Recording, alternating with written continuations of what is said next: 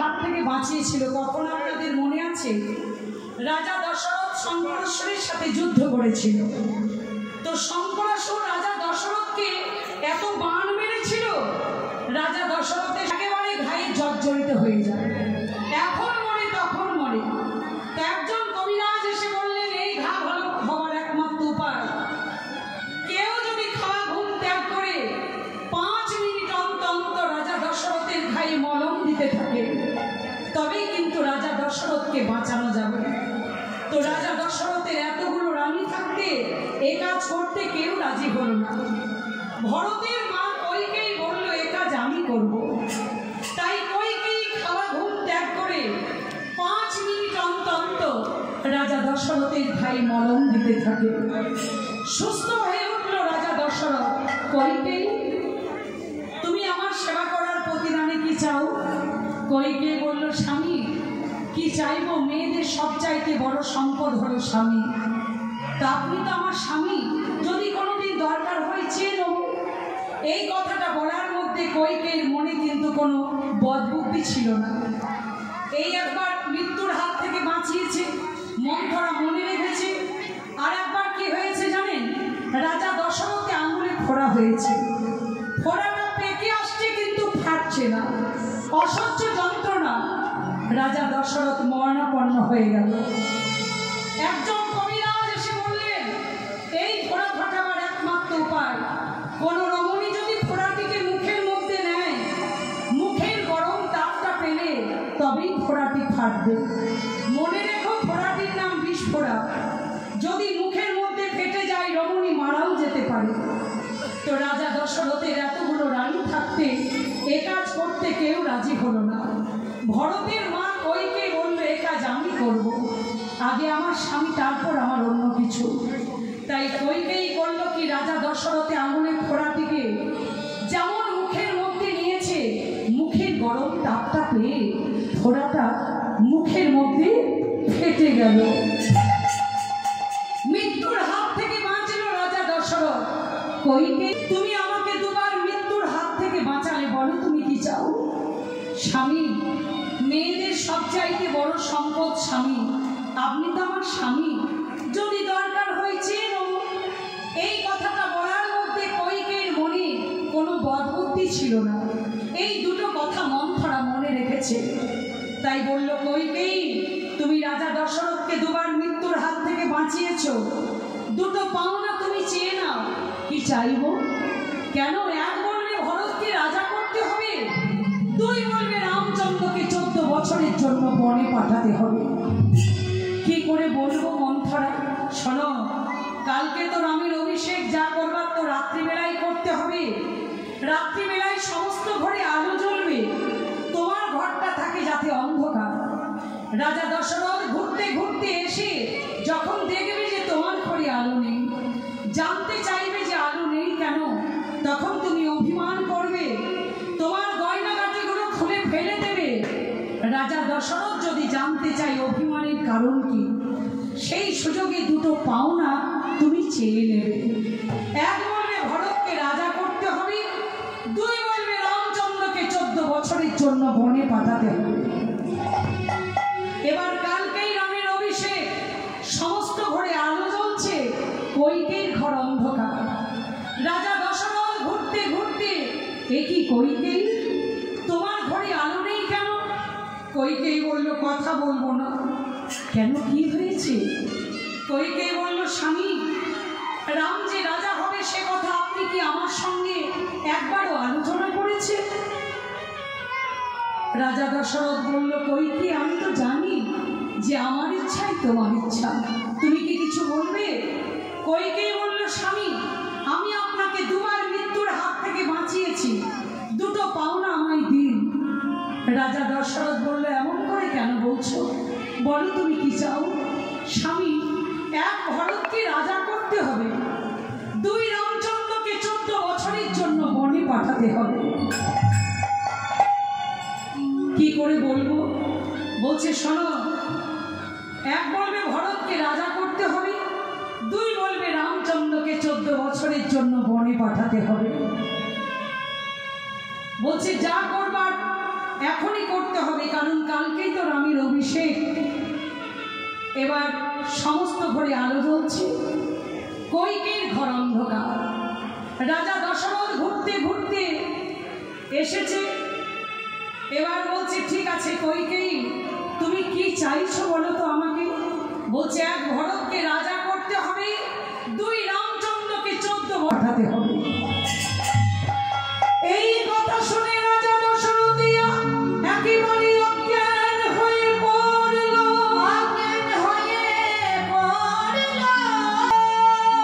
জ্ঞান যখন ফিরল রাজা দশরথে, একেবারে আধমরা বৃদ্ধ। কইকেই, তুমি আমার সেবা করার প্রতিদানে এই জিনিস চাইলে, আমি কথা দিলাম ভরতকে রাজা করব, কিন্তু রামকে তুমি বনে পাঠিও না। রাম আমার বড় ছেলে। প্রত্যেকটা মা বাবার বড় ছেলের উপর একটা আলাদা উচ্চ আশা থাকে। রাম আমার বড় ছেলে, বনে পাঠিও না। কইকেই বলল রাম আমার পথের কাঁটা, রামকে বনে পাঠাতেই হবে। রাজা দশরথ কাঁদতে কাঁদতে বলল কইকেই, বুকে পাথর বেঁধে করব, কিন্তু ছেলে মেয়ে যখন বড় হয়ে যায়, প্রত্যেকটা মা বাবার উচিত ছেলে মেয়ের মতামতের দাম দেওয়া। রাম বড় হয়েছে, রামকে জিজ্ঞাসা করি, যদি যেতে চাই পাঠিয়ে দেব। রাজা দশরথ ডাকলো রামচন্দ্র, বাবা রামচন্দ্র। রামচন্দ্র ছুটে এসে বলল পিতা আপনি আমায় ডাকলেন। রাজা দশরথ বলল বাবা রামচন্দ্র, কালকে তো তোমার অভিষেক, রাতের মধ্যে একটা ঘটনা ঘটে গেছে। কি হয়েছে? তোমার সৎ মা কইকেই আমাকে দুবার মৃত্যুর হাত থেকে বাঁচিয়েছে। এর প্রতিদানে কি চেয়েছে জানো? এক ভরতকে রাজা করতে হবে, আর দুই রামচন্দ্রকে 14 বছরের জন্য বনে পাঠাতে হবে। রামচন্দ্র, আমি যদি তোমায় আদেশ করি তুমি বনে যাবে? রামচন্দ্র কাঁদতে কাঁদতে বললেন পিতা, এই পৃথিবীতে আমি এলাম কি করে? আপনার ইচ্ছে হয়েছিল তাই পুত্র সন্তানের মুখ আপনি দেখতে চেয়েছেন, তাই আমি পৃথিবীতে এসেছি। আপনি যদি বলেন বনে যেতে, আমি নির্দ্বিধায় বনে যাব। আপনি যদি বলেন রায় সিংহাসনে বসতে, আমি রায় সিংহাসনে বসবো। রাজা দশরথ রামচন্দ্রকে বুকের মধ্যে জড়িয়ে নিয়ে বলল বাবা রামচন্দ্র, তুমি আমায় বাঁচালে, নইলে ক্ষত্রিয় ছেলে হয়ে আমার এই কথাটা ফিরিয়ে দিতে হতো। রামের আদেশ হলো 14 বছর বনবাস। লক্ষণ কাঁদতে কাঁদতে বলল দাদা, তোমার অবর্তমানে রাজবাড়িটা শ্মশানের মতো লাগবে, আমি সহ্য করতে পারবো না, আমি তোমার সঙ্গে যাব। সীতা দেবী কাঁদতে কাঁদতে বলল স্বামী গো, আমি রাজগৃহে বসে রাজভোগ খাবো, আপনি বনে বনে ঘুরে বেড়াবেন, এটা আমি সহ্য করতে পারবো, আমি আপনার সঙ্গে যাব। রাম লক্ষণ সীতা 3 জনে চলে যাচ্ছে বনে। রাজা দশরথ সহ্য করতে পারলেন না, আর প্রজারা সবাই করজোড়ে কাঁদছে আর রামের ভজন গাইছে। শ্রীরামচন্দ্রকে পালু ভজন হরণ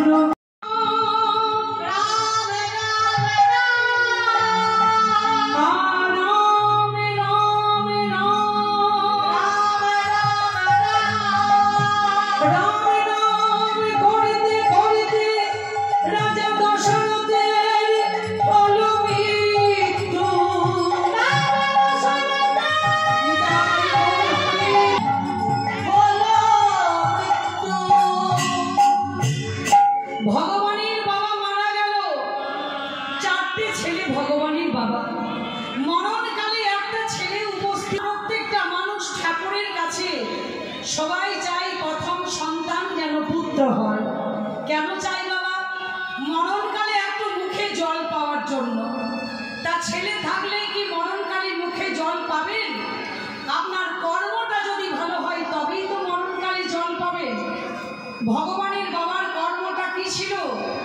অন্নমণির ছেলে সিন্ধুমণিকে মেরে ফেলেছিল, সপ্তভেদী বাণী হরির মনে করে। অন্নমণি যখন পুত্র শোকে কাতর হয়ে মর, আর মরণকালে সে ছেলের পুত্র শোকে কাতর হব কি করে? রাজা দশরথ মানে অন্নমণি অভিশাপের পর রাজা দশরথের 4টে পুত্র হয়েছিল। মরণকালে একটা ছেলে উপস্থিত নেই। একটা গানের মধ্যে আমাদের লেখা আছে কি জানেন?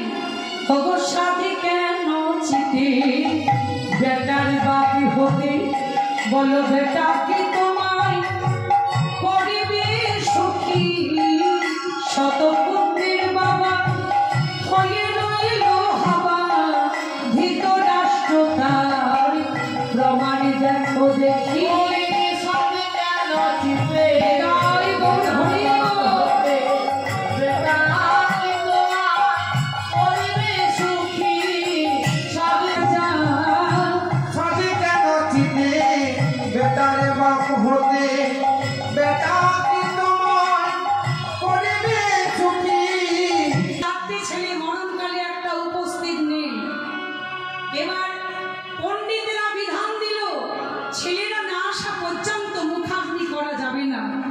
ছেলেরা আসবে, মুখাগ্নি করতে হবে।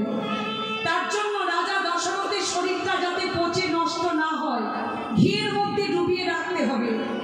তাই রাজা দশরথের শরীরটাকে ঘিয়ের মধ্যে ডুবিয়ে রাখা হলো।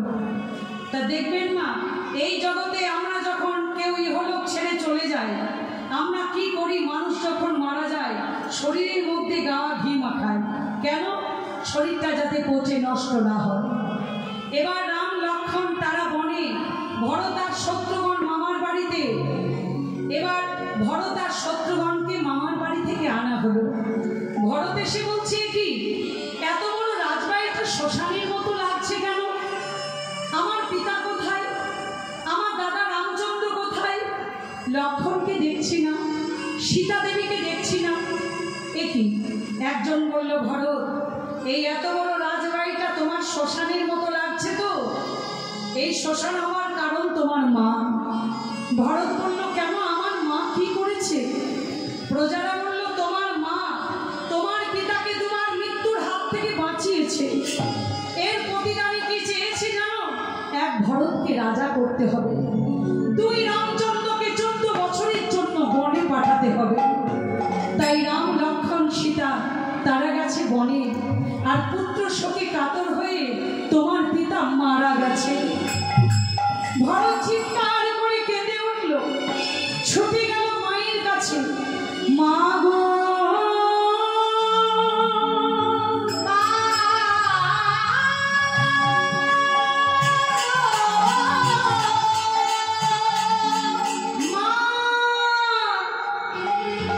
ভরত ছুটে গিয়ে মায়ের চরণ দুটি জড়িয়ে ধরে মাকে প্রণাম করল। ভরত কাঁদতে কাঁদতে বলল, মা পৃথিবীতে সবার উপর গুরু হলো আগে মা, তারপর বাবা। তো যে অন্যায় তুমি করলে মা, আমি তোমাকে ক্ষমা করে দিলেও ইতিহাস তোমাকে ক্ষমা করবে না। ইতিহাসের পাতায় বড় বড় করে লেখা থাকবে তুমি কলঙ্কিনী, আর তোমার পাশে আমার লেখা থাকবে কলঙ্কিত হিসাবে। আমি তোমার মনের ইচ্ছা পূর্ণ হতে দেব না মা, আমি নিজে গিয়ে দাদাকে ফিরিয়ে আনবো। ভরত ছুটতে ছুটতে চলে গেল বনে। দাদা গো, দাদা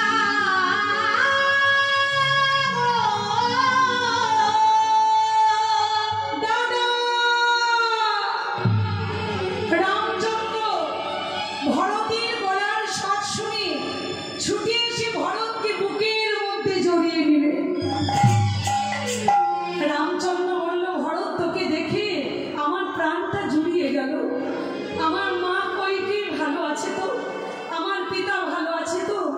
ভরত কাঁদতে কাঁদতে বলল, দাদা পিতা মারা গেছে। ভরত, আমার মরণ কেন হলো না? মরণ কেন হলো না? ভরত, পিতার মৃত্যুর কারণ কি আমি? ভরত বলল, দাদা তুমি ছাড়া রাজবাড়ি মানাই না, তুমি ফিরে চলো। রামচন্দ্র বলল, এই ভরত, আমি যদি তোর কথা রাখতে রাজবাড়িতে আজকে ফিরে যাই, ইতিহাস বড় বড় করে লিখবে রামচন্দ্র সোনার সিংহাসনে লোভে পড়ে পিতৃসত্য লঙ্ঘন করে মাতৃভূমিতে ফিরে এসেছে। আমি তোকে আদেশ করলাম ভরত, তুই রাজবাড়িতে ফিরে যা, 14 বছর পূর্ণ হলে আমি রাজবাড়িতে ফিরে যাব। ভরত করজোড়ে কাঁদতে কাঁদতে বলল, দাদা, পিতার অবর্তমানে যদি কারো বড় দাদা থাকে, বড় দাদা হয় পিতৃতুল্য। তুমি আমার পিতৃতুল্য, আমি এমনি এমনি ফিরে যাব না। তোমার পাদুকা দুটি আমাকে দাও, সোনার সিংহাসনে বসাবো তোমার পাদুকা, আর মাটির উপরে কুশের আসনে তুমি তো ফিরে যাবে, তুমি তো কথা দিয়েছ। এবার রামচন্দ্রের পাদুকা নিয়ে ভরত ফিরে গেল রাজবাড়িতে। 14 বছর পূর্ণ হলো, রামচন্দ্র ফিরে গেলেন রাজবাড়িতে। এবার প্রজারা সবাই দাঁড়িয়ে আছে। রামচন্দ্র তাহলে কি চাস? ভরত কাঁদতে কাঁদতে বলল, দাদা, যে জিনিস চাইব তুমি আমায় দেবে, আমাকে ছুঁয়ে প্রতিজ্ঞা করো। রামচন্দ্র বলল, তোকে ছুঁয়ে প্রতিজ্ঞা করলাম, যে জিনিস চাইবে আমি তোকে দেব। ভরত করজোড়ে কাঁদতে কাঁদতে বলল, দাদা, কোথাকার চন্ডাল বংশী গোহাত চন্ডাল, সে হলো তোমার বন্ধু, সে হলো তোমার বন্ধু। রাক্ষস বংশী বিভীষণ, সেও হলো তোমার বন্ধু, সেও হলো তোমার বন্ধু। তুমি তাদের কথা মতো কাজ করলে, আমি ভাই বলে তুমি আমায় ঘরে ফিরে আসতে আদেশ করলে।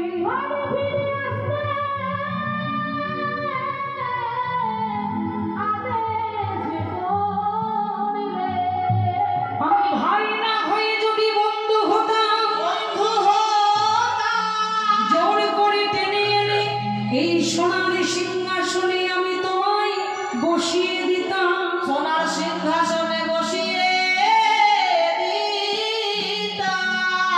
কিন্তু দাদা, তুমি আমার বড় দাদা, তুমি আমার পিতৃতুল্য, আমি তোমার ভাই, আমি তোমার ভাই হতে চাই না। রামচন্দ্র চমকে উঠলেন। এই ভরত চাস? ভরত কাঁদতে কাঁদতে বলল, দাদা, তোমার এবং আমার যদি একসঙ্গে কোনোদিন জন্ম হয়, তুমি যেন আমায় বন্ধু করে আমায় জন্ম দিও। ওরে বন্ধু, মনের মতো করে আমি সেবা করিব, বন্ধু হয়ে জন্ম দিও।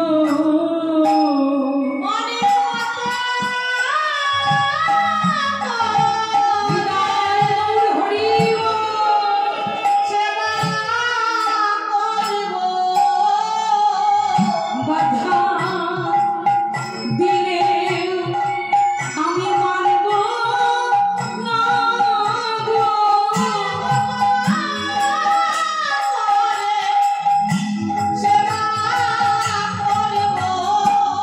বাধা দিলে মানব না গো, বাধা দিলেও মানব না গো, বাধা দিলেও মানব না। দাপর যুগে যেদিন আমি কৃষ্ণ রূপে যাব, সেদিন তুই হবি আমার বন্ধু সুদামা। সুদামা কোথা থেকে এলো, বিষয়বস্তুটা বোঝার সুবিধের জন্য আমি ছোট্ট করে একটু ঘটনাটা বলে এলাম। এবার কৃষ্ণ বলরাম দাপর যুগে এই সুদামা, দেখুন এই সুদামা কৃষ্ণের যে বন্ধু, কৃষ্ণের যে বন্ধু 24 জন সখা, এই নিয়ে একটা মতান্তর আছে বৃন্দাবনে। যে সুদামার কথা বলছি, বৃন্দাবনে অনেকের মতান্তর কি জানেন, যে সুদামের কথা আমরা বলি আর এই সুদামা, তারা কিন্তু এক নয়। আবার কেউ বলছেন যেই সুদামা সেই কিন্তু শ্রীরাম। এইরকম একটা এই কথা নিয়ে একটা মতান্তর রয়েছে। তো যাই হোক, আমরা ধরে নিলাম কৃষ্ণের সখা সুদামা, তাহলে কৃষ্ণের 24 জন সখা। ও মায়েরা, কৃষ্ণের 24 জন সখার নাম কি? শ্রীদাম, সুদাম, দাম, বসুদাম, মধুমঙ্গল, সুবল, মহাবল, সুবাহু, মহাবাহু, তপকৃষ্ণ, লবঙ্গ, অর্জুন। 12 জন। আর 12 জনকে অনারুদ্ধ, তরুসর্ব, গন্ধর্ব, কিঙ্কিণী, অংশুমান, ভদ্রসেন, বসন্ত, উজ্জ্বল, বিলাসী, বঙ্কিম, অরবিন্দু, কুন্দরী। 12 12 24। আর কৃষ্ণ বলরাম 2 জন 26। আজকে বনের মধ্যে খেলতে যাচ্ছে।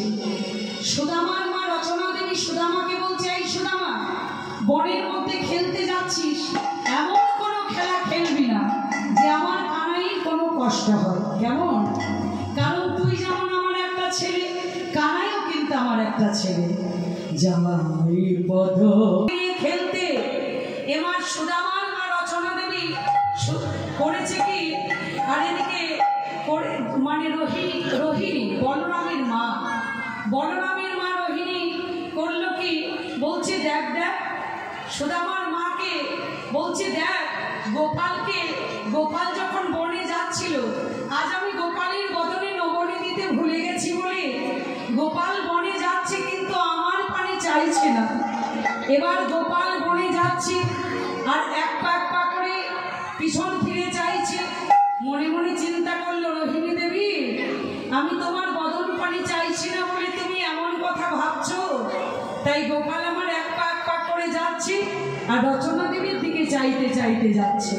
ছোটি ছোটি গাইয়া গাইয়া পিছে পিছে গাল, আগে আগে গাল, ও পিছে রে চলো মেরো গান গোপাল। পিছে ছোটি গাইয়া ছোটি ছোটি গাল, ছোটি ছোটি মেরো গান গোপাল। ও ছোটি ছোটি গাইয়া ছোটি ছোটি গাল, ছোটি ছোটি মেরো গান গোপাল। ও ঘাস খায় গাইয়া দুধ পিতে গোয়াল, ঘাস খায় গাইয়া দুধ পিতে গোয়াল। ও মাখন খাই মেরো মদন গোপাল। ছোটি ছোটি গাইয়া ছোটি ছোটি গোপাল। সঙ্গে করে রচনা দেবী দিকে চাইতে চাইতে তারা বনে এসে খেলা খেলছেন। আজুরে খেলা খেলে রাম কানাইয়া, রাম কানাইয়া, খেলে রাম কানাইয়া, রাম কানাইয়া রে, খেলা খেলে রাম কানাইয়া, আজুরে খেলা খেলে রাম কানাইয়া। কাঁধে গড়াইয়া কাঁধে ছড়া, কাঁধে গড়াইয়া কাঁধে ছড়া। আজকে খেলাটির নাম, তার মানে খেলাটার পুরো নাম হলো চোর চোর খেলা। চোর চোর খেলা কেমন হয় জানিস? 24 জন সখার কৃষ্ণ বলরাম 2 জন 26 জন, যা 26টি পাতা আগে কুড়িয়ে কুড়িয়ে আন, তারপর বলছি।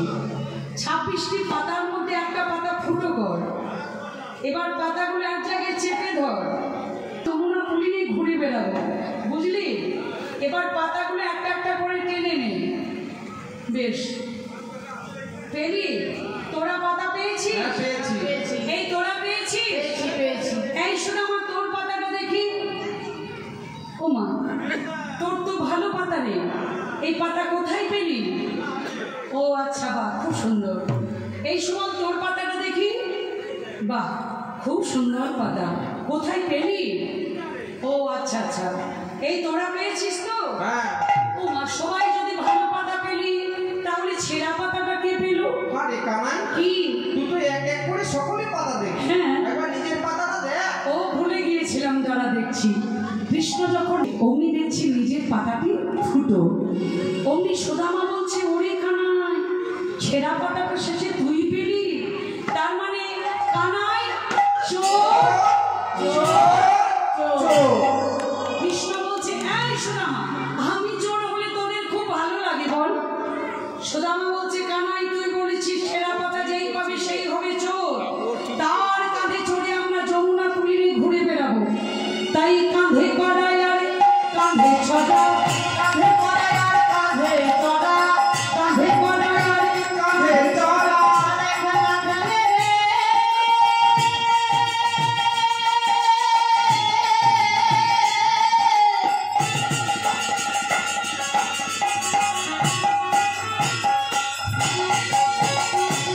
খেলা খেলে রে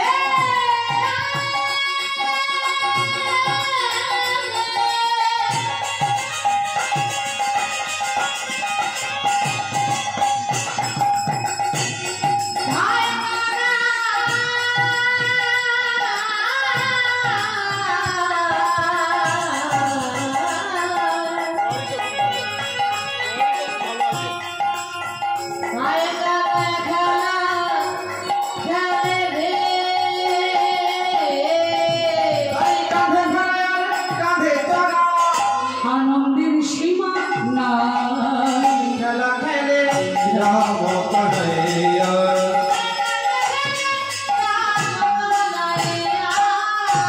খেলা খেলতে খেলতে সুদামারি রয়ে কৃষ্ণ ছুটিতে লাগিল আজ সুদামারি রয়ে কৃষ্ণ ছুটিতে লাগিল কৃষ্ণ ছুটিতে লাগিল অমনি পক্ষ আম্ব বৃক্ষতলে আসিয়া দাঁড়াইল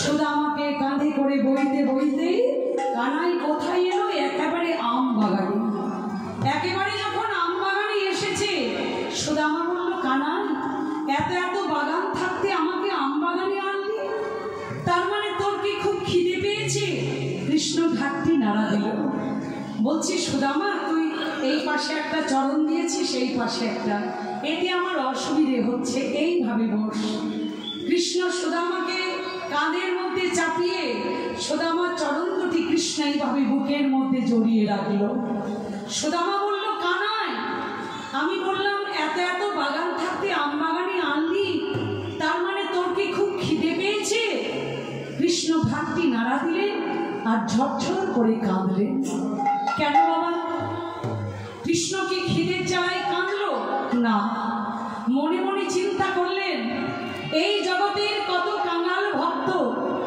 আমার চরণ পাওয়ার জন্য কেন এত লালায়িত তা আমি বুঝিলাম কিন্তু ভক্তের চরণ হৃদয়ে জড়িয়ে ধরে এর চেয়ে কি আনন্দ আজ আমি বুঝলাম ঝরঝর করে কানাই কাঁদছে সুদামা বলল কানাই কাঁদিস না আমি তোকে কথা দিলাম পাকা পাকা আম আমি পেরে খাওয়াবো কাঁধের মধ্যে চড়ে আছে সুদামা একটা আমকে পেরে মনে মনে চিন্তা করলেন না না কংস রাজা বড় দুষ্ট রাজা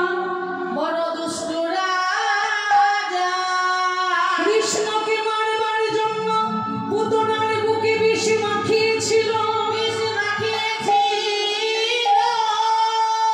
সেই কংস রাজা যদি এই আমের মধ্যে বিষ মাখিয়ে রেখেছে বিষ মাখানো আম খেলে কানাই আমাদের মারা যাবে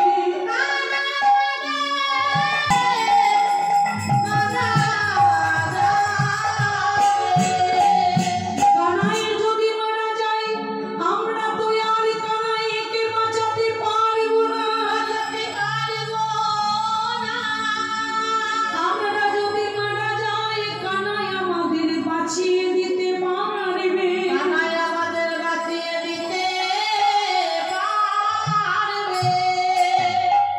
কানাই কাঁদিস না আমি তোকে কথা দিলাম পাকা পাকা আম আমি পেরে খাওয়াবো কাঁধের মধ্যে চড়ে আছে সুদামা আমটাকে পেরে কামড়িয়ে কামড়িয়ে খোসা থেকে ফেলে দিল এক কামড় দিয়ে দেখলো যে আমের মধ্যে বিষ আছে কিনা কামড়িয়ে কামড়িয়ে দেখলো এক কামড়ে কি বোঝা যায় আমটাতে আবার আর এক কামড় দিয়েছে কি মিষ্টি কামড়িয়ে কামড়িয়ে দেখলো না দু কামড়ে বোঝা যাবে না আমটাতে আবার আর এক কামড় দিয়েছে কামড়িয়ে কামড়িয়ে দেখলো যে না বিষ থাকলে মরেই যেতাম এবার সুদামা বলছে কানাই আমটা আমি তোকে দিলাম ভালো লাগছে বলে পুরোটা খাবি না এক কামড় দু কামড় বড় জোর 3 কামড় বাকি আমটা তুই আমাকে ফিরিয়ে দিবি কৃষ্ণ বলছে তোকে আম খাওয়াতে হবে না না, তোর এঁঠো আমটা আমাকে দিবি, আবার 2-3 কামড় খেয়ে বলছিস আমটা আবার আমি তোকে ফিরিয়ে দেব। আচ্ছা সুদামা, তুই ওই রকম কেন রে, ওই রকম কেন? সুদামা বলল, কানাই, গাছে অনেক আম আছে, পেরে খেতেই পারতাম, কিন্তু তোর এঁঠো আমটা কেন চাইলাম সেটাই তুই বুঝলি না। এঁঠো বলো, আশা করি এখানে অনেকের বাড়িতে পেয়ারা গাছ আছে। পেয়ারা পাকা এমনিতেই মিষ্টি হয়, কিন্তু যে পেয়ারাটি পাখিতে ঠোকরে দেয় ওই পেয়ারাটা আরো দ্বিগুণ মিষ্টি হয়ে যায়। কেন বলুন তো মা? পাখির একটা ঠোঁটের গুণ থাকে। তো সুদামা বলছে, বুঝলি কানাই, গাছ পাকা আম তো এমনিতেই মিষ্টি, কিন্তু ওই মিষ্টি আমটা তোর ঠোঁটের ছোঁয়া পেলে আরো দ্বিগুণ মিষ্টি হয়ে যায়। তোর ঠোঁটের মধ্যে একটা কিছু জাদু আছে কানাই। বেশ বেশ সুদামা, আমি বুঝতে পারলাম আমার এঁঠোটা তোর খুব ভালো লাগে, তা আমার এঁঠোটা তোকে এমনি এমনি কেন দেবো, তুই আমায় কিছু দে। সুদামা বলল, কানাই, আমার তোকে মন দিয়েছি, প্রাণ দিয়েছি,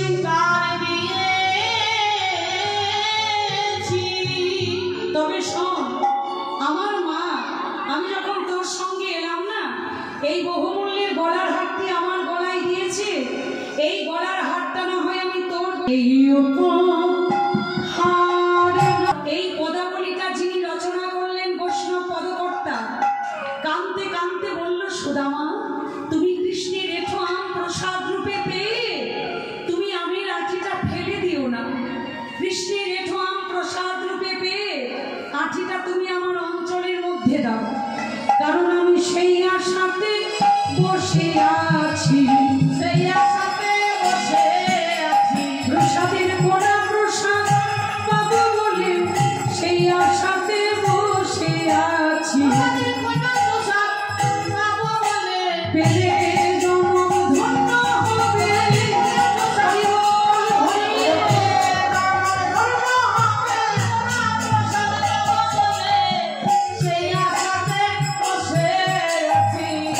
ভগবান কৃষ্ণচন্দ্র তার কত খেলা, কত লীলা।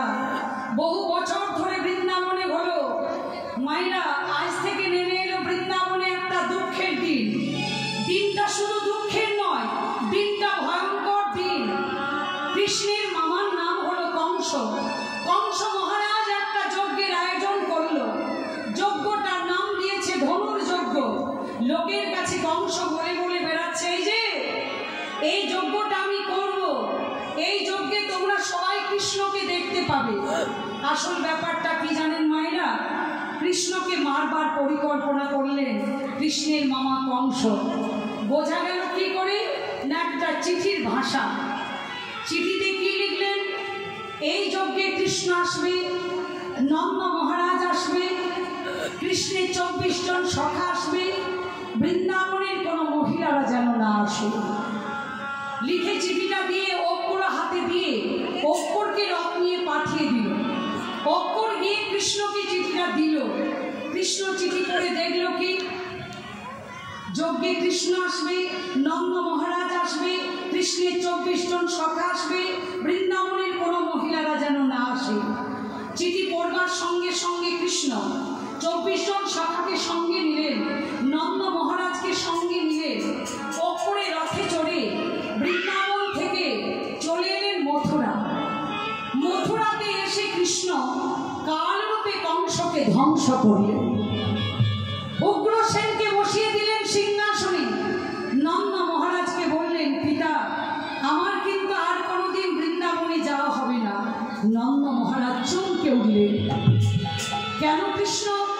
তোমার মামা কংস তো মারা গেছে, তাহলে তুমি কেন যাবে না বাবা? কৃষ্ণ বলছে, পিতা, আমার মামা কংস মারা গেল, কংসের শ্বশুর কিন্তু মরেনি। কংসের শ্বশুরের নাম কি? জরাসন্ধ। আপনারা যে রাজগীর যান বেড়াতে, জরাসন্ধের গুপ্তধন সেই রাজগীরের মধ্যে রয়েছে। জরাসন্ধের দুটো কন্যা, তার নাম কি না, কংসের সঙ্গে তাদের বিয়ে হয়েছিল।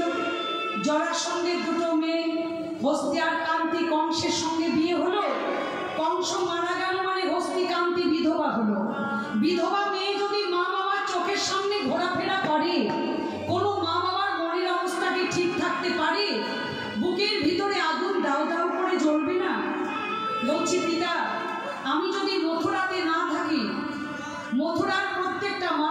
কংসের শ্বশুর আক্রমণ করবে, আর আমি যদি না থাকি না, সবাই আমার নামে নিন্দা করবে। তুমি ফিরে যাও পিতা, আমার কথা রাখো। কৃষ্ণের কথা মতো কৃষ্ণের পিতা নন্দ মহারাজ তার কৃষ্ণের 24 জন সখাকে সঙ্গে করে মথুরা থেকে চলে এলেন বৃন্দাবন। আর যার কথা বলছি সুদামা, তার বাড়ি কোথায়? তার বাড়ি হলো বৃন্দাবন থেকে একটু দূর অবন্তীনগর। অবন্তীনগরে ফিরে গেছে সুদামা। সুদামার মনে কি আনন্দ, এবার সুদামা ফিরে গেছে তো, কিন্তু আনন্দ কোথায়? যতক্ষণ কৃষ্ণের কাছে ছিল ততক্ষণ সুদামার আনন্দ ছিল। যখনই অবন্তী নগরে ফিরে এসেছে, অবন্তী নগরের পথে পথে কাঁদতে কাঁদতে বলছে, কানা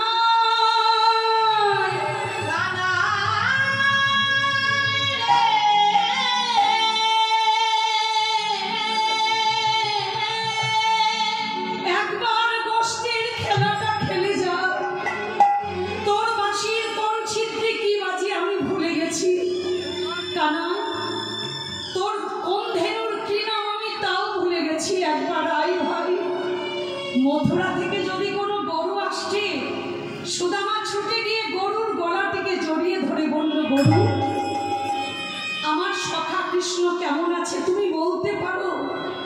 গরুর সঙ্গে কারা গল্প করে? বাবা, যারা পাগল হয় তারাই গল্প করে। কৃষ্ণের বাবার নাম মটুক মহাশয় আর মায়ের নাম রচনা দেবী। মাতা পিতা চিন্তা করলো, আমার সুদামা পাগল হয়ে গেল গো, শুধু কৃষ্ণ বলরামকে দেখতে না পেয়ে। দেখি কৃষ্ণ বলরাম কোথায় পড়াশোনা করছে, সেখানে আমি আমার সুদামাকে ভর্তি করে দেব। খবর নিয়ে জানতে পারলো কি? খবর নিয়ে জানতে পারলো কৃষ্ণ বলরাম কোথায় পড়াশোনা করছে। এখানে বাবা একটা কথা, মানে নন্দ মহারাজ যখন মথুরা থেকে চলে এলো, পিতা বসুদেব চিন্তা করলেন, কৃষ্ণ বলরাম যদি মথুরাতে থেকে যায়, মথুরা কিন্তু জ্ঞান অর্জন করবার জায়গা নয়। যাতে জ্ঞান অর্জন করতে পারে তার জন্য পাঠিয়ে দিল কোথায়? আমাদের বাংলাতে যে 51টা পীঠ, 51টা পীঠের মধ্যে উজ্জয়িনী একটা পীঠ, সেখানে সন্দীপনী মুনির আশ্রম। সেখানে কৃষ্ণ বলরামকে পিতা বসুদেব ভর্তি করে দিলেন। সুদামার পিতা এই কথাটা জানতে পেরেছে, মনে মনে চিন্তা করলেন, কি পড়াশোনার মাধ্যমে কেউ যদি ভালো বন্ধু পায়, পড়াশোনা কঠিন জিনিস বলে মনে হয় না, জানেন? সুদামার পিতা খবর নিয়ে জানতে পারলো কি, সন্দীপনী মুনির আশ্রমে কৃষ্ণ বলরাম সেখানে পড়াশোনা করছে। তাহলে সেখানে নিয়ে গিয়ে সুদামাকে ভর্তি করে দিলেন। বহুদিন পরে সবই তথায় অমিল। তুই কি করে জানলি বন্ধু যে আমি এখানে? সুদামা বলল, কানাই, তোকে দেখতে না পেয়ে আমি পাগল হয়ে যাচ্ছিলাম। ভালো আছিস বন্ধু? বন্ধু বন্ধুকে পেয়ে তাদের যে কি আনন্দ ভাষায় প্রকাশ করা যাচ্ছে না। এবার গুরুদেব বললেন, কৃষ্ণ বলরাম সুদামা এদিকে এসো, আমার বিদ্যালয়ে তোমাদেরকে ভর্তি করা হয়েছে কিছু জ্ঞান অর্জন করবার জন্য। তো বাবা কৃষ্ণ, লোকে আমি কিন্তু প্রত্যেকটা মানুষের কাছে কি শুনেছি জানো? তুমি খুব মেধাবী। কৃষ্ণ বললেন, গুরুদেব, লোকে তো আমাকে তাই বলে। বেশ বাবা, কৃষ্ণ তুমি আমার বিদ্যালয়ে কি বিদ্যা শিখতে চাও? কৃষ্ণ বললেন, গুরুদেব, আপনার বিদ্যালয়ে কি কি বিদ্যা শেখানো হয়? গুরুদেব বললেন, কৃষ্ণ আমার বিদ্যালয়ে 64 রকমের বিদ্যা শেখানো হয়। কৃষ্ণ বললেন, গুরুদেব, আমি 64 রকমেরই বিদ্যা শিখতে চাই। গুরুদেব বললেন, কৃষ্ণ তুমি যদি নিতে পারো, আমার দিতে কোনো কৃপণতা থাকবে না। তুমি মন দিয়ে 64 বিদ্যাই শেখো। বলরাম, তুমি কি বিদ্যা শিখতে চাও? ধনুর্বিদ্যা তুমি মন দিয়ে শেখো। সুদামা, তুমি কি বিদ্যা শিখতে চাও? আমি বেদ বিদ্যা শিখতে চাই।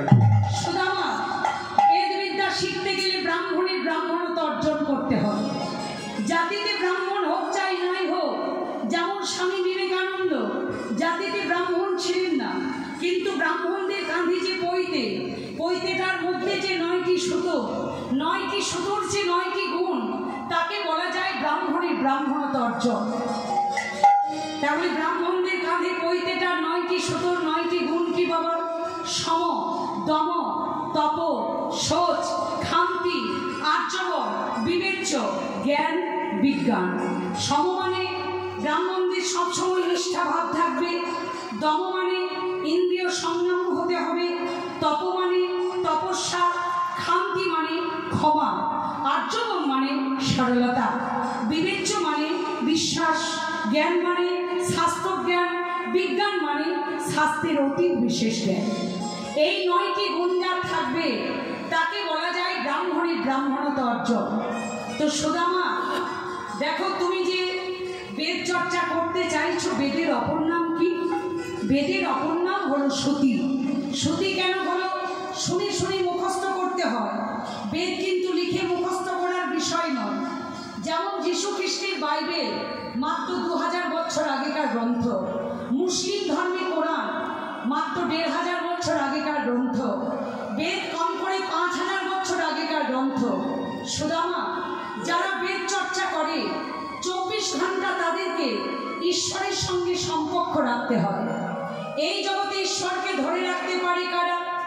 এই জগতে যে মানুষ সদা সর্বদাই সত্যি কথা বলে তার সঙ্গে ঈশ্বরের সম্পর্ক থাকে, আর যে মানুষ সদা সর্বদাই মিথ্যা কথা বলে তার সঙ্গে ঈশ্বরের কোনো সম্পর্ক থাকতে পারে না। তাহলে সুদামা, এই যে অগ্নিকুণ্ডে অগ্নি প্রজ্বলিত হচ্ছে, অগ্নি স্পর্শ করে তোমায় কথা দিতে হবে তুমি জীবনেও মিথ্যা কথা বলবে না। সুদামা অগ্নি স্পর্শ করে কথা দিল, জীবনেও সে মিথ্যা কথা বলবে না। ঠিক আছে, ঠিক আছে সুদামা, মন দিয়ে তাহলে তুমি বেদ বিদ্যাটাই শেখো। কেমন? এইভাবে গুরুদেবের আশ্রমে বেশ কয়েকটা দিন পেরিয়ে গেল। এবার হঠাৎ একদিন হয়েছে কি, শান্তিপূর্ণমণি মানে কৃষ্ণ সুদামায়ের গুরুদেব বলছে, কৃষ্ণ সুদামা, রান্নার ঘরে জ্বালানির খুব অভাব, তোমরা যাও না বাবা, গভীর জঙ্গলে গিয়ে কিছু কাঠ কুড়িয়ে নিয়ে এসো। কৃষ্ণ সুদামা যেমন গভীর জঙ্গলে কাঠ কুড়োতে গেছে, হঠাৎ হইল নিষ্ঠুর ঝড় বর্ষা, বজ্রপাত মহাঘোর, ঘন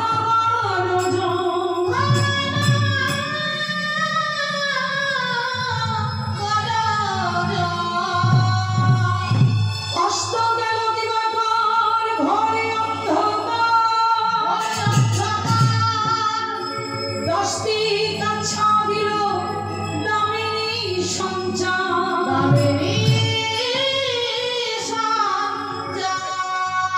উচ্চ নিচু কিছু না দেখিল জলময়, কে কোথায় আছিল বলে নাছিল নির্ণয়।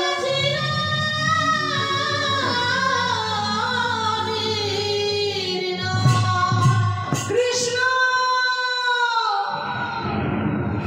সুদামা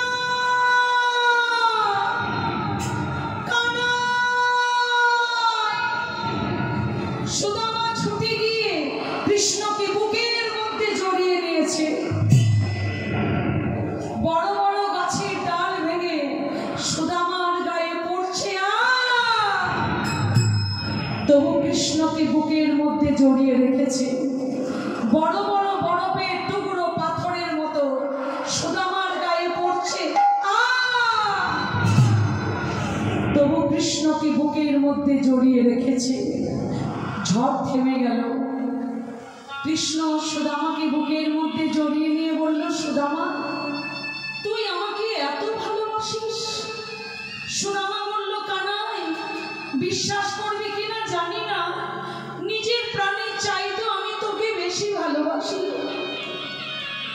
কৃষ্ণ বলল, সুদামা, আমার বিপদের দিনে তুই আমাকে যেমন ভাবে রক্ষা করলি, তোর যদি কোনোদিন বিপদ আসে আমাকে ডাকিস বন্ধু, আমি তোকে রক্ষা করব। কারণ কৃষ্ণ তো জানি যে আমাকে যারা ভালোবাসে তার পরিণাম কি হয় জানো? ভগবান বললেন, যে করে আমার আশ আমি একদিন করি তার সর্বনাশ, তবু যদি না ছাড়ে আমার আশ তখন আমি হই তার দাসের অনুদাস।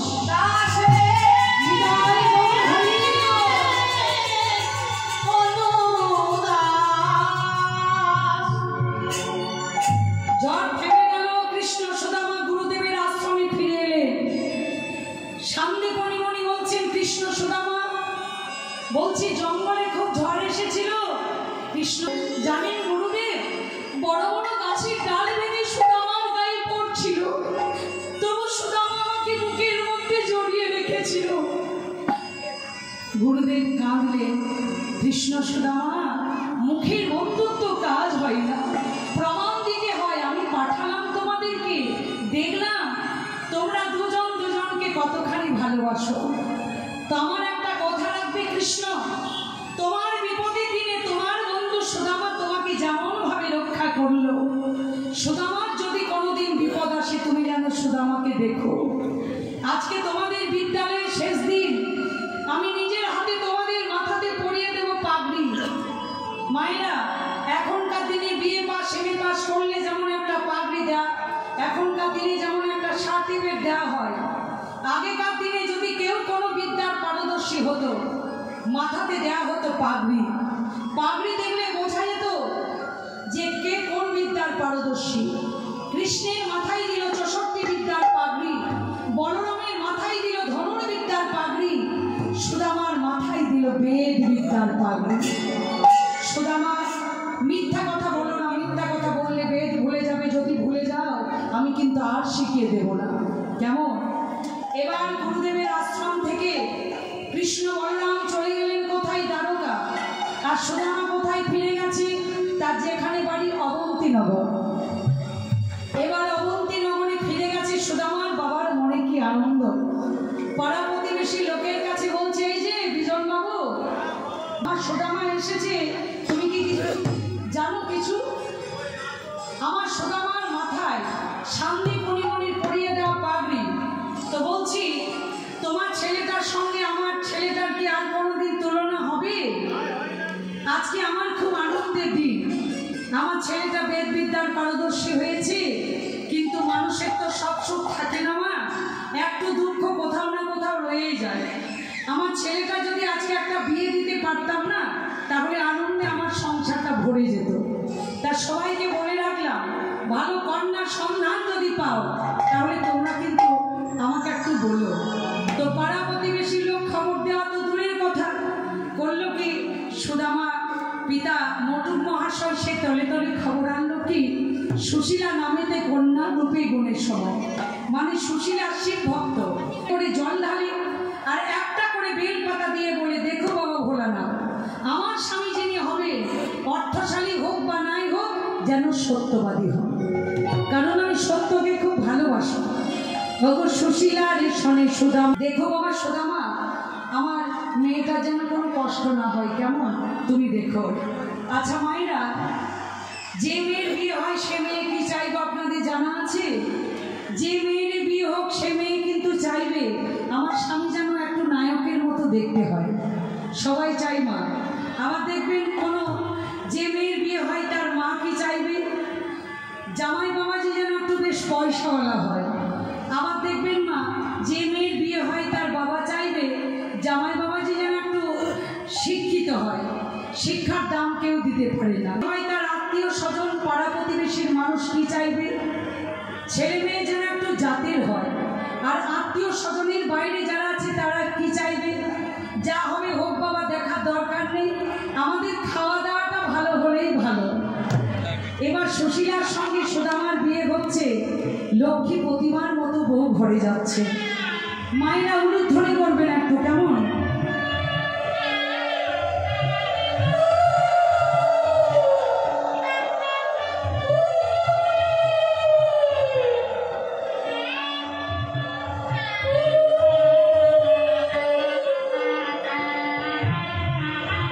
নতুন বউ ঘরে এলো, নতুন বউ ঘরে এসেছে, আনন্দে সংসার ভরে গেল। সুদামা তার নতুন বউ, আবার মা বাবা, সুখের সংসার। কিন্তু একটা কথা, মানুষের জীবনে যদি 15 দিন সুখ থাকে না, 15 দিন দুঃখ থাকে। মানুষের জীবনে যখন সুখ থাকে, দুঃখ আড়ালে লুকিয়ে থাকে, সুখ আমায় কতক্ষণে ডাকে। হঠাৎ করে সুদামার মা বাবা পরলোক গমন করলে, সুদামার মা বাবা মারা গেল। চিৎকার করে কেঁদে উঠল সুদামা, ভগবান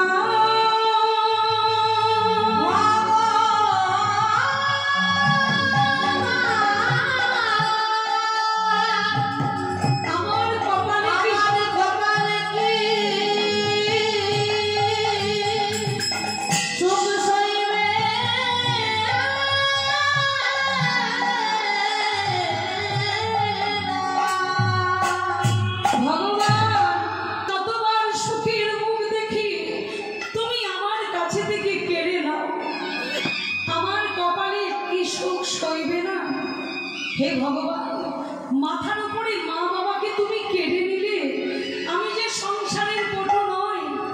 সুদামা কি করবে? 24 ঘন্টা বেদ চর্চা করে, সংসার চলবে কি করে? ছাত্রদেরকে পড়াতে শুরু করল।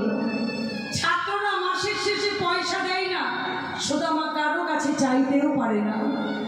এমনকি কি করলেন, জমি জায়গাগুলো একটা একটা করে বিক্রি করে দিলেন। এবার শেষে করলেন কি, জমি জায়গাগুলো বিক্রি হয়ে শেষ হয়ে গেল, এমনকি ঘর বাড়িটাও পর্যন্ত বিক্রি করে দিলেন। মায়েরা, একটা কলসির মধ্যে যদি 1 কলসি জল রাখা যায়, 1 গ্লাস করে যদি কলসি থেকে জল গড়ানো যায়, আবার যদি কলসিতে জল ভরানো হয়, কলসির জল শেষ হতে বেশি সময় লাগে না। তো সেই রকম সংসারটা সেই জিনিস, যদি ঠিক মতো রোজগার না আসে না, অভাব হতে বেশি সময় লাগে না। এবার সুদামা কি করবে? ঘর বাড়িটাও পর্যন্ত বিক্রি হয়ে গেল।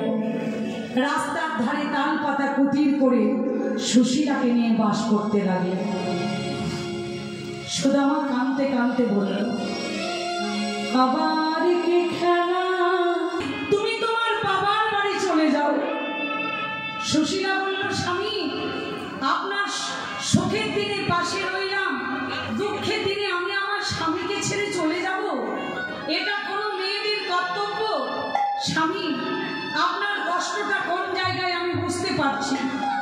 আপনি বরং এক কাজ করুন। কি করব? বলছে, আমার কথা মতো সম্পত্তি দ্বারকা পুরে, সে তো আপনার বন্ধু, আপনি আপনার বন্ধুকে দেখে আসুন, আপনার মনটা ভালো হয়ে যাবে। সুশীলা, সমাজের কিছু নিয়ম আছে, প্রত্যেককেই মানতে হয়। এই যেমন ধরো, বন্ধু যদি বন্ধুর বাড়িতে ঘন ঘন যায়, হাতে কিছু না নিলেও চলবে। আর বন্ধু যদি বন্ধুর বাড়িতে 5 বছর, 10 বছর, 20 বছর পর যায়, কিছুই না হোক, একটা ছোটখাটো মিষ্টির প্যাকেটও নিয়ে যেতে হয়। তা আমার তো নিয়ে যাওয়ার মতো কিছু নেই। তাহলে তুমি আর কাজ করো না, যদি কিছু এনে দিতে পারো, খাওয়ার জন্য ভিক্ষে করব। আপনি আমার স্বামী, আপনি যাবেন কৃষ্ণ দর্শনে, যে যা ভিক্ষা দেবে সেটাই কৃষ্ণ সেবাই লাগবে। তাই ভিক্ষা করতে করতে চলে যাচ্ছে সুশীলা। ও মাইরা, এখানে একটা ভিক্ষার কথা আছে, আমি গানটা গাইব। কমিটি দাদারা আপনাদের কাছে যাবেন, যার যতটুকু সামর্থ্য কৃষ্ণ ভক্তের সেবার জন্য আপনারা কিন্তু দান করবেন। এই অর্থ, এই করি, এই দান বিফলে যাবে না। কীর্তন চলাকালীন যে যতটুকু দান করতে পারবেন, ভগবানের শ্রীচরণে আপনাদের নামগুলো কিন্তু তোলা থাকবে। কেমন? কমিটির ভাইরা আপনাদের কাছে যাচ্ছে, যার যতটুকু সামর্থ্য আপনারা ভিক্ষা দেবেন। সুশীলা রাস্তায় যাচ্ছে, আমায় ভিক্ষা দাও গো নগরবাসী, ভিক্ষা দাও আমায় ভিক্ষা দাও গো নগরবাসী, ভিক্ষা দাও ভিক্ষা দাও গো নগরবাসী, ভিক্ষা দাও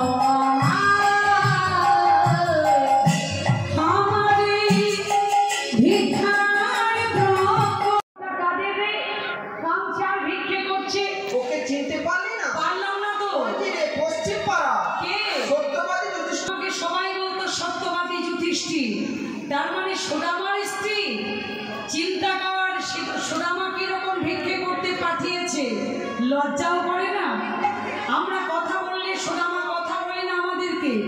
যে রাস্তা দিয়ে যাই আমরা, সেই রাস্তা দিয়ে সুদামা যাই না। আর বউটিকে ভিক্ষে করতে পাঠিয়েছে, লজ্জাও করে না। পাড়ার ছেলে ছোকরারা যা নয় তাই বলছে। একজন বয়স্ক লোক বলছে, ছোকরাই কি জানা কথাবার্তা বলছো? তোমরা ভিক্ষা দেবে না, তোমরা যা খুশি তাই বলবে, তোমরা চুপ করে থাকবে, আমি ভিক্ষা দেব। ভক্তিমতী মায়েরা, সুদামার স্ত্রী সুশীলাকে কজন ভিক্ষে দিয়েছিল? আগেকার দিনে পাড়া ছিল উত্তর পাড়া, দক্ষিণ পাড়া, পূর্ব পাড়া, পশ্চিম পাড়া। উত্তর পাড়ার একজন ভিক্ষা দিল, দক্ষিণ পাড়ার একজন ভিক্ষা দিল, পূর্ব পাড়ার একজন ভিক্ষা দিল, দিল? পশ্চিম পাড়ার একজন ভিক্ষা দিল। কি ভিক্ষা দিল? 4 মুষ্টি চিড়ে। কেন দিল না? চতুর্বর্গ ফলপ্রাপ্তিতে 4 জন ভিক্ষে দিল। চতুর্বর্গ ফলপ্রাপ্তি কাকে বলে? ধর্ম, অর্থ, কাম, মোক্ষ। কেউ ভিক্ষা দিল অর্থ লাভের জন্য, কেউ ভিক্ষা দিল কাম পূর্ণ করবার জন্য, কেউ ভিক্ষা দিল মোক্ষ লাভের জন্য। তাহলে ধর্ম, অর্থ, কাম, মোক্ষ। আচ্ছা মায়েরা, ভিক্ষা না দিলে কি হয় গো? ভিক্ষা যদি না দিত তো কি হতো? ওই যে মনে করুন উত্তর পাড়ার একজন ভিক্ষা দিল, যদি না দিত উত্তর দিকে যত পাড়া আছে, যত গ্রাম আছে, যত অঞ্চল আছে, যত শহর আছে, সব কিন্তু পুড়ে ছাই হয়ে যেত। কেন না? কৃষ্ণ রসায়ন। ওই উত্তর পাড়ার একজন ভিক্ষা দিল মানে পুরো উত্তর দিকটা বিপদ থেকে রক্ষা পেল। দক্ষিণ পাড়ার একজন ভিক্ষা দিল মানে পুরো দক্ষিণ দিকটা বিপদ থেকে রক্ষা পেল। তত্ত্বটা ভাঙলে কি বেরিয়ে আসবে? কোনো অঞ্চলে যদি একজন সৎ মানুষ থাকে, সেই অঞ্চলটা বিপদ থেকে রক্ষা পেয়ে যাবে। সৎ মানুষের দাম কি নেই বাবা? আজও আছে। এমনকি যে অঞ্চলে হরিনাম সংকীর্তন হয়, সেই অঞ্চলটা পর্যন্ত বিপদ থেকে রক্ষা পেয়ে যায়। তাহলে 4 পাড়ায় 4 জন ভিক্ষে দিল। কি ভিক্ষে দিল? 4 মুষ্টি চিড়ে। ব্রাহ্মণের হাতে আমি দিল উপায়ন, ব্রাহ্মণের হাতে আমি দিল উপায়ন, তাহা লইয়া দ্বারকাতে চলিল ব্রাহ্মণ। ও তাহা লইয়া দ্বারকাতে চলিল ব্রাহ্মণ। 4 মুষ্টি চিড়ে এনে সুশীলা সুদামার হাতে দিয়ে বলছে, স্বামী আমি 4 মুষ্টি চিড়ে পেলাম, আর কিছু পেলাম না। এই নিয়ে আপনি আপনার বন্ধুকে দেখে আসুন। সুদামা বলছে, তুমি আমাকে যা দেবে আমি তাই নিয়ে যাব। কারণ ভিখারি যে গরিব, তার কি কিছু উচ্চ আশা চলে? যা দিয়েছ আমি তাই নিয়ে যাব। তাই সুদামা যাচ্ছে। কৃষ্ণ কৃষ্ণ কৃষ্ণ বলি সুদামা চলিল, কৃষ্ণ কৃষ্ণ কৃষ্ণ বলি সুদামা চলিল, কৃষ্ণ কৃষ্ণ কৃষ্ণ বলে সুদামা চলিল। কোথায় কৃষ্ণ কৃষ্ণ বলে কাঁদিতে লাগিল, কোথায় কৃষ্ণ কৃষ্ণ বলে কাঁদিতে লাগিল। সুদামা বলতে বলতে যাচ্ছে, কই কৃষ্ণ, কোথায় কৃষ্ণ, কোথায় প্রাণের সখা।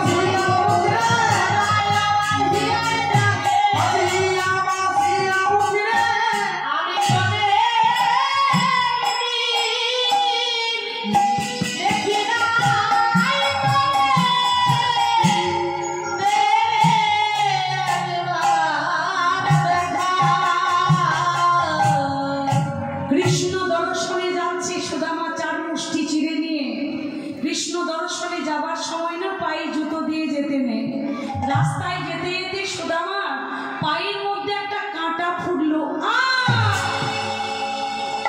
কি কাঁটা তো ফুটলো, কাঁটা ফুটলে যে কষ্ট হয় সে কষ্ট আমার হলো না।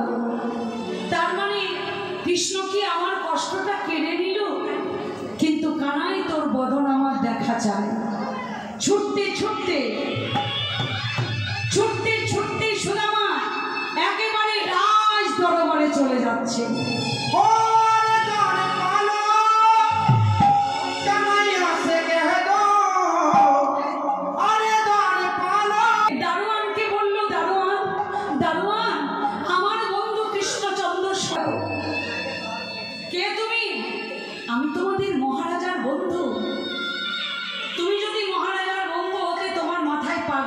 তো?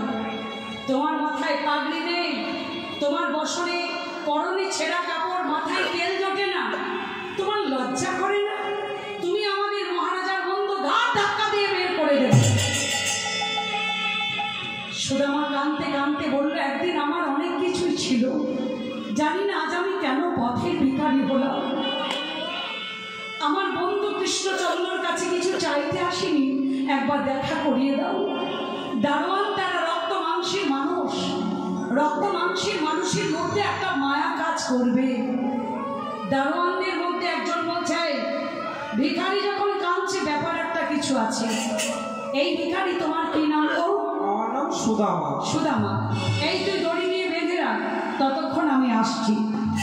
একজন দারোয়ান গিয়ে বলল, দারোগার অধিপতি মহাধীরাজ কৃষ্ণচন্দ্র কি? দারোগার অধিপতি মহাধীরাজ কৃষ্ণচন্দ্র কি? দারোগার অধিপতি মহাধীরাজ কৃষ্ণচন্দ্র কি? জয় হোক মহারাজ, জয় হোক মহারাজ। একজন এসে বলছে সে নাকি আপনার বন্ধু। আমার বন্ধু? বলছে হ্যাঁ। একজন ভিখারি এসে বলল আপনার বন্ধু। ভিখারি আমার বন্ধু? মহারাজ আমরাও তো জানি ভিখারি কোনোদিন আপনার বন্ধু হতে পারে না। এই কি নাম বলেছে গো ভিখারি? মহারাজ ওই ভিখারির নাম কিন্তু সুদামা। কৃষ্ণচন্দ্র চমকে উঠলেন, বন্ধু রে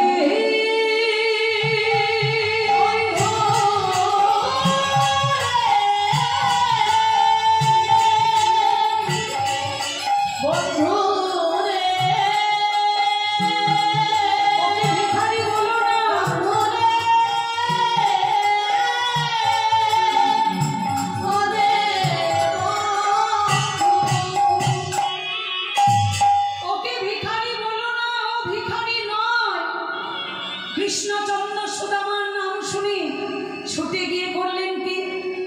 আজ ভুজ পাশে ধরি দেহ দেয় আলিঙ্গন, ভুজ পাশে ধরি দেহ দেয় আলিঙ্গন, আজ ভুজ পাশে ধরি দেহ দেয় আলিঙ্গন, ভুজ পাশে ধরি দেহ দেয় আলিঙ্গন, পুলাকে পুরল তনু সজল নয়ন, পুলাকে পুরল তনু সজল নয়ন। কৃষ্ণ ছুটে গিয়ে সুদামাকে বুকের মধ্যে জড়িয়ে নিয়েছে। দারোয়ানরা বলছে, এই যে সত্যি সত্যি বন্ধু, ভাগ্যিস দুঘা দিয়ে দিন কি হতো? চাকরিটা চলে যেত। চাকরি তো যেত, কিন্তু প্রাণ নিয়েও টানাটানি হতো। দারোয়ানরা বলছে, মহারাজার বন্ধু, তোমার সঙ্গে যে আমরা এত খারাপ ব্যবহার করেছি, দেখো আমাদের মহারাজাকে বলো না। দারোয়ানরা বলছেন, এবার সুদামা বলছেন, না রে। দারোয়ান থেকে বলছে, আমি কারো কাছে কিছু বলবো না, কারণ আমি তো গরিব, গরিবের দুঃখ কষ্ট সহ্য করা যে অভ্যেস, আমি কারো কাছে কিচ্ছু বলবো না। এবার কৃষ্ণচন্দ্র সুদামাকে ভেতরে নিয়ে গিয়ে সোনার সিংহাসনটিকে দেখিয়ে বলল, সুদামা এটা তোর বসবার জায়গা, তুই বস। সুদামা বলল, কানাই পরনে ছেঁড়া কাপড়, মাথায় তেল জোটে না, আমি মাটির মধ্যে বসছি। কৃষ্ণ বলছে, সুদামা তুই বসবি না? জোর করে বসিয়ে দেব। কেন? কৃষ্ণ, আমি মাটির মধ্যে বসি। কৃষ্ণ ঝরঝর করে কাঁদল। সুদামা, তোর বরাবরেরই একটা অভ্যেস কি জানিস? তুই নিজেকে খুব ছোট ভাবিস। সুদামা তুই বসবি না? জোর করে বসিয়ে দেব। সুদামা বসতে চাই না, আর কৃষ্ণচন্দ্র জোর করে পর্যঙ্ক তুলিয়া হরি ব্রাহ্মণে বসাই, পর্যঙ্ক তুলিয়া হরি ব্রাহ্মণে বসাই, পাতায়ঙ্গ দিয়া বিপ্রে কুজে যদুরাই, পাতায়ঙ্গ দিয়া বিপ্রে কুজে যদুরাই, পাতায়ঙ্গ দিয়া বিপ্রে কুজে যদুরাই, পাতায়ঙ্গ দিয়া বিপ্রে কুজে যদুরাই। কৃষ্ণচন্দ্র সুদামাকে জোর করে সোনার সিংহাসনে বসিয়ে দিয়েছে। আর সত্যভামা রুক্মিণী সোনার ঘটিতে করে জল আনলেন। আর কৃষ্ণচন্দ্র সুদামার চরণ দুটি সোনার থালার উপরে রেখেছে। আর কৃষ্ণচন্দ্র কি করলেন? সোনার থালার উপরে চরণ দুটি রেখেছেন। আর সত্যভামা রুক্মিণী এইভাবে জল ঢেলে দিচ্ছেন সোনার ঘটিতে করে। আপনি সহস্তে সুদামা চরণ ধুয়াইল, আপনি সহস্তে সুদামা সেই চরণ ধুয়া জল কৃষ্ণ পান করিল, সেই চরণে ধোয়া জল কৃষ্ণ পান করিল। সে যে ভক্ত বৎসল গোবিন্দ আমার, ভক্ত বৎসল গোবিন্দ আমার, সে যে ভক্তের লাগি অবতীর্ণ, ভক্ত বৎসল গোবিন্দ আমার, ভক্তের লাগি অবতীর্ণ, সে যে ভক্তের লাগি আহার বিহারী, ভক্তের লাগি আহার বিহার, ভক্তের লাগি অবতীর্ণ, ভক্ত বৎসল গোবিন্দ আমার। রাম রাম রাম রাম রাম রাম রাম রাম। সুদামা বলছে, কানাই ছি ছি ছি ছি, চরণ ধুয়ে দিলি, চরণ ধোয়া জল খাচ্ছিস, আমি লজ্জায় মরে যাচ্ছি। কৃষ্ণ বলল, সুদামা, বাড়িতে যদি কারো অতিথি আসে, অতিথি হয় নারায়ণ স্বরূপ, আমি তো চরণ সেবা করব না? 24 ঘন্টা তুই বেদ চর্চা করিস। আর সুদামা বলছে, কানাই তুই যে 64 বিদ্যার পারদর্শী, তার বেলা? কৃষ্ণ বলল, সুদামা, আমি 64 বিদ্যার পারদর্শী হলেও আমি করি রাজনীতি চর্চা। রাজনীতি চর্চা যারা করে তাদেরকে মাঝে মাঝে মিথ্যা কথা বলতে হয়। বাবা, রাজনীতি মানুষ যদি বলে আমি মিথ্যা কথা বলি না, সেটা ভুল। পদে পদে মিথ্যা কথা বলবেন, তবেই হবে রাজনীতি। সুদামা, এই জগতে সত্যিকে যে ধরে রাখে সেই ঈশ্বরকে ধরে রাখে। তুই 24 ঘন্টা বেদ চর্চা করছিস, আমি তো চরণ সেবা করব না? হঠাৎ করে সুদামা দেখতে পেল কি, কৃষ্ণের পায়ের তলে একটা কাঁটা ফুটে রয়েছে। এ কি রে কানাই, রাজবাড়িতে কোথাও একটু ধুলো পড়ে নেই, তোর পায়ের মধ্যে কাঁটা ফুটলো কি করে? সত্যভামা রুক্মিণী বলছে, বলবেন না, আজও পর্যন্ত আপনার বন্ধু কৃষ্ণচন্দ্রকে আমরা চিনতে পারলাম না। আমরা জিজ্ঞাসা করলাম যে স্বামী, রাজবাড়িতে যে কোথাও ধুলো পড়ে নেই, পায়ের মধ্যে কাঁটা ফুটলো কি করে? অমনি কাঁদতে কাঁদতে বলতে লাগলো, রাস্তার মধ্যে আমার বন্ধু আসছে আমাকে দেখবার জন্য, বন্ধুর পায়ের তলে কাঁটা ফুটেছে, সেই কাঁটা আমার পায়েও ফুটেছে। ওরে ওরে সুদামা, এবার আমি বুঝলাম। সুদামা বলছে, কানাই, আমিও বুঝলাম। রাস্তার মধ্যে যখন আসছিলাম না, পায়ের মধ্যে যে কাঁটাটা ফুটেছিল, কাঁটা ফুটলে যে কষ্ট হয়, সে কষ্ট আমার হলো না। তার মানে তুই আমার কষ্টটা কেড়ে নিয়েছিস। কৃষ্ণ বলছে, নেবো না? সেই গভীর জঙ্গলে কাঠ করতে গিয়ে সেই দিন তুই যে আমার কষ্টটা নিয়েছিস। ভক্তের বোঝা ভগবান বয়। কৃষ্ণ সুদামা দুজন দুজনকে জড়িয়ে ধরে কাঁদল। কৃষ্ণ বলছে, সুদামা, আমাদের দেখা হয়েছিল সেই গুরুদেবের আশ্রমে। হারে, গুরুদেবের কাছে দীক্ষা নেওয়ার পর দক্ষিণা দিয়েছিলিস? সুদামা বলল, কানাই, সে তো অনেক দিনের কথা, আবার ওই কথাটা টেনে কেন আনছিস? কৃষ্ণ বলছে, আমি যখন বলছি বলবার কারণ আছে। বলতো সুদামা, গুরু কয় প্রকার? সুদামা বলল, কানাই চুপ কর, সবাই জানে গুরু 2 প্রকার। কৃষ্ণ বলছে, কি কি? সুদামা বলছে, কেন? দীক্ষাগুরু, শিক্ষাগুরু। কৃষ্ণ বলছে, দীক্ষাগুরু শিক্ষাগুরু তো বটে, কিন্তু গুরু আমাদের প্রত্যেকের 3 প্রকার। কে জানিস? প্রথম গুরু কি? জনক প্রথম গুরু, জন্ম যাহা হইতে, জনক প্রথম গুরু, জন্ম যাহা হইতে, পিতা মাতা আদি গুরু, বলিলাম সবার সাক্ষাতে। পিতা মাতা আদি গুরু, বলিলাম সবার সাক্ষাতে।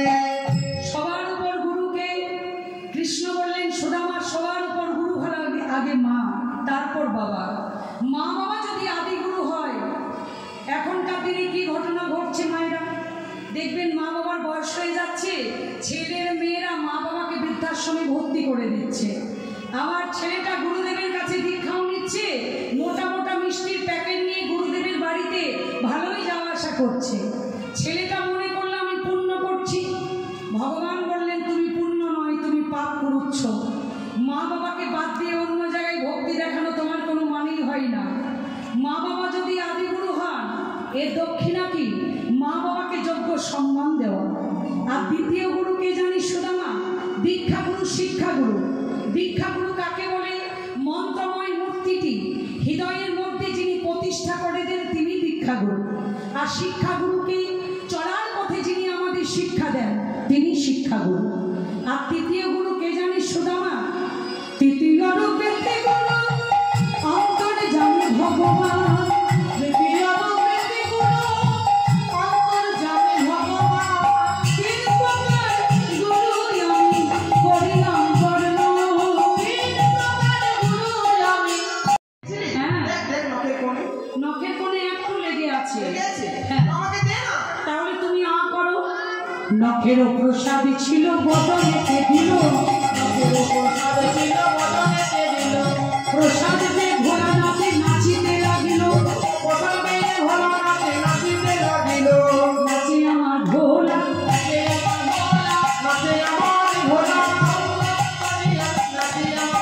আহা কৈলাসম করিয়ালা নাচে আমার ভোলা। ভোলানাথ নৃত্য করছে বম বম বম বম বম বম। এবার ভোলানাথের নৃত্য দর্শন করে পার্বতী মনে মনে চিন্তা করলেন কৈলাসটা কি পাগলা গারদ হলো। দেবশী নাচছে, দেবশীর মামা নাচছে। দেবশী, হ্যাঁ মামি, বলি কৈলাসটা কি পাগলা গারদ করলি কেন মামি? দেখ তুই নাচছিস, আবার তোর বড় মামাটাও নাচছে। ও আনন্দে নাচছে মানে আনন্দে। কিসের আনন্দ? দ্বারকায় কৃষ্ণের সঙ্গে সুদামা এসেছে। হ্যাঁ, সেই সুদামা চার মুষ্টি চিড়ে নিয়ে এসেছে। আচ্ছা সেই চার মুষ্টি চুরি চিড়ে চোখের জন্য ভিজে গিয়েছে। আচ্ছা, সেই ভেজা চিড়ে কৃষ্ণ প্রসাদ করেছে। তারপর সেই প্রসাদ পাত্র মিত্র যে যেখানে ছিল সকলে পেয়েছে। আচ্ছা আচ্ছা, আমি সেইখানে ছিলাম, আমি একটু নিয়েছি আর আমাকে কোণে একটু লেগেছিল, মামাকে দিয়েছি। আমরা সেই আনন্দে নাচছি। এবার পার্বতী বলছে বাবা দেবশী, হ্যাঁ মামি, তোর মামা যখন কৃষ্ণের প্রসাদ পেল, আমিও তো তোর মামি, হ্যাঁ আমাকে একটু কৃষ্ণের প্রসাদ দে বাবা। তোমাকে হ্যাঁ, তার অনুমতি দিয়ে ভেঙেছিলাম তো দেখি। বেশ। মামি তোমার ভাগ্যটাই খারাপ, কেন? তোমার কপালে কৃষ্ণের প্রসাদ জুটলো না। তার মানে আমি কৃষ্ণের প্রসাদ পেলাম না?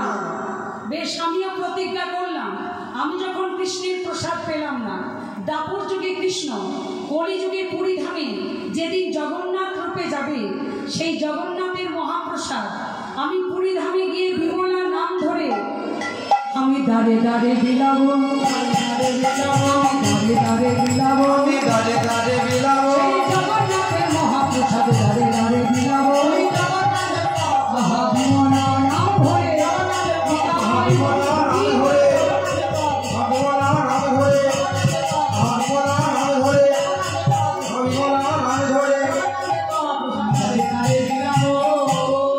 তাই জগন্নাথের মহাপ্রসাদ বিমলা নাম ধরে পার্বতী বিতরণ করেছে।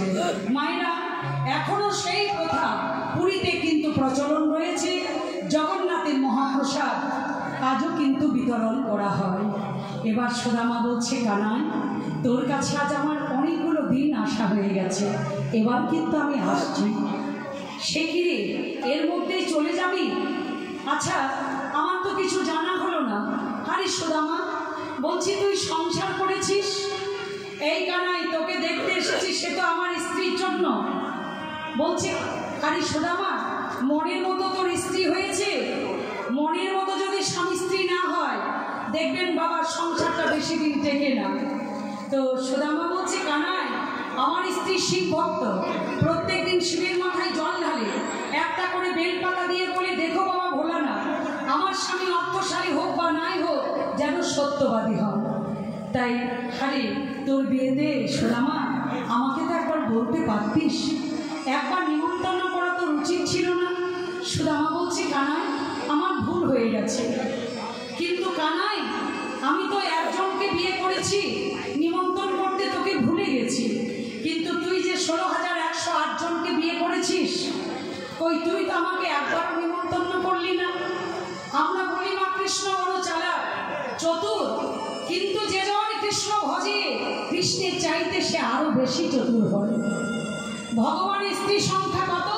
16,108 জন। ভগবান 8 জনকে আনুষ্ঠানিকভাবে বিয়ে করেছিলেন, আর 16,100 জনকে ভগবান বিয়ে করতে বাধ্য হয়েছিলেন। কি করে? আগেকার দিনে আসামি রাজা ছিল নরকাসুর। নরকাসুরের ছেলে বউ থাকার সত্ত্বেও তার মাথাতে দুর্বুদ্ধি চাপলো কি জানেন? 1 লক্ষ রাজকুমারীকে এক জায়গাতে জড়ো করে আমি একসঙ্গে বিয়ে করব। এটা বদবুদ্ধি ছাড়া কিছু নয়। তাই পার্শ্ববর্তী রাজাদের সঙ্গে যুদ্ধ শুরু করলো। তাদের কিছু নেয় না, কি করলেন? রাজকুমারীদেরকে চুরি করে জেলখানায় বন্দি করে রাখলেন।